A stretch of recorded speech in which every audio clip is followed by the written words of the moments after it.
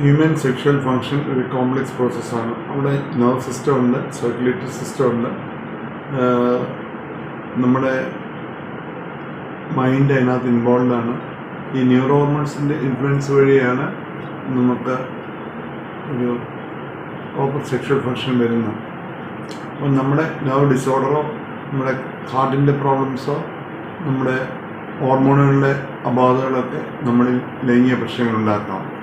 അപ്പം എറക്ഷൻ എന്ന് പറയുന്നത് ഒരു വാസ്കുലർ ഫിനോമിനാണ്. ധമനികളിലേക്കുള്ള ബ്ലഡ് ഫ്ലോ കൂടുമ്പോഴാണ് എറക്ഷൻ വരുന്നത്. എമിഷൻ ആൻഡ് എജാക്കുലേഷൻ എന്ന് പറയുന്നത് രണ്ട് പ്രോസസ്സാണ്. ഈ ലൈംഗികമായിട്ടുള്ള അനുഭൂതി വരികയും ആ പർട്ടിക്കുലർ സ്റ്റേറ്റ് ഓഫ് മൈൻഡിൽ എത്തുകയും ചെയ്യുമ്പോഴാണ് സെമൻ അവിടെ വെളിയെ വരുന്നത്. പിന്നീടാണ് ഇത് എജാക്കുലേറ്റ് ചെയ്യുന്നത്. അതൊരു കോംപ്ലക്സ് ഫിസിയോളജിക്കൽ പ്രോസസ്സാണ്. ഇനി നിയന്ത്രിക്കുന്ന ധാരാളം ന്യൂറോ ഹോർമോണുകളുണ്ട്. നമ്മുടെ ഈ സെമൻ വെളിയിൽ വരുന്നതിനെ നിയന്ത്രിക്കുന്ന പല ന്യൂറോ ഹോർമോൺസ് ഉണ്ട്. ഡോപ്പമൈൻ നമ്മുടെ എജാക്കുലേഷനെ സ്റ്റിമുലേറ്റ് ചെയ്യും. സെറട്ടോണിൻ നമ്മുടെ എജാക്കുലേഷനെ ഇൻഹിബിറ്റ് ചെയ്യും. അപ്പോൾ ഡോപ്പമൈൻ കൂടുതലായി ഉത്പാദിപ്പിക്കുമ്പോഴാണ് എജാക്കുലേഷൻ പെട്ടെന്ന് വരുന്നത്. സെറട്ടോണിൻ നമ്മുടെ എജാക്കുലേഷനെ ഇൻഹിബിറ്റ് ചെയ്യും. അപ്പം നമ്മുടെ മാനസികമായിട്ടുള്ള സ്ട്രെസ്സും എല്ലാം നമ്മുടെ ഈ ഡോപ്പമൈൻ്റെയും സെറട്ടോണിൻ്റെയും ലെവലിനെ അഫക്റ്റ് ചെയ്യും. അപ്പം ഇത് നമ്മുടെ മാനസികാവസ്ഥയെ അഫക്റ്റ് ചെയ്യും. അതുകൊണ്ടാണ് ലൈംഗിക കാര്യങ്ങളിൽ ഏർപ്പെടുമ്പോൾ അനുഭൂതി വരുന്നതും അത് ചിലർക്ക് ശീഘ്രസ്ഖലനം വരുന്നതും ചിലർക്ക് സെമീൻ വെളിയിൽ വരാത്തതിൻ്റെയൊക്കെ കാരണം ഈ ന്യൂറോ ഹോർമോണിൻ്റെ ഉൽപ്പാദനത്തിലുള്ള അസന്തുലിതാവസ്ഥയാണ്.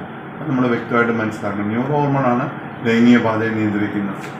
വന്ധ്യത അനുഭവിക്കുന്ന പുരുഷന്മാരിൽ സെക്ഷൽ ഡിസ്ഫങ്ഷൻ 6 മുതൽ 75% പേരിൽ കാണാറുണ്ട്. വന്ധ്യത എന്നുള്ളത് ഒരാളുടെ മാനസികവും ശാരീരികവും ലൈംഗികപരമായിട്ടുള്ള പ്രവർത്തനത്തെ ബാധിക്കുന്ന ഒന്നാണ്. ഉദാഹരണം ശരിയായി നടന്നു എങ്കിൽ മാത്രമേ പ്രഗ്നൻസി കിട്ടുകയുള്ളൂ. അത് ഒരു പരിധിവരെ IUIക്കും IVFനും ആവശ്യമാണ്. ഉദാഹരണ പ്രശ്നങ്ങൾ വന്ധ്യതയുടെ ഒരു കാരണമായി തീരുന്നത് അങ്ങനെയാണ്.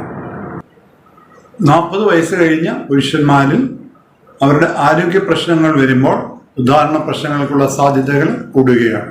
ഉദാഹരണ പ്രശ്നങ്ങളുള്ള 10 മുതൽ 20% പേരിൽ ഹോർമോൺ വ്യതിയാനങ്ങളുണ്ട്.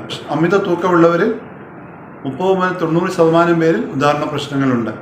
പ്രോസ്റ്റേറ്റിന് പ്രശ്നമുള്ളവരിൽ 77% പേരിൽ ഉദാഹരണ പ്രശ്നങ്ങളുണ്ട്. ഡിപ്രഷനുള്ളവരിൽ 30% പേരിൽ ഉദാഹരണ പ്രശ്നങ്ങളുണ്ട്. Diuretics, beta blockers, calcium channel blockers ഒക്കെ ഉദാഹരണ പ്രശ്നങ്ങൾ ഉണ്ടാക്കാം.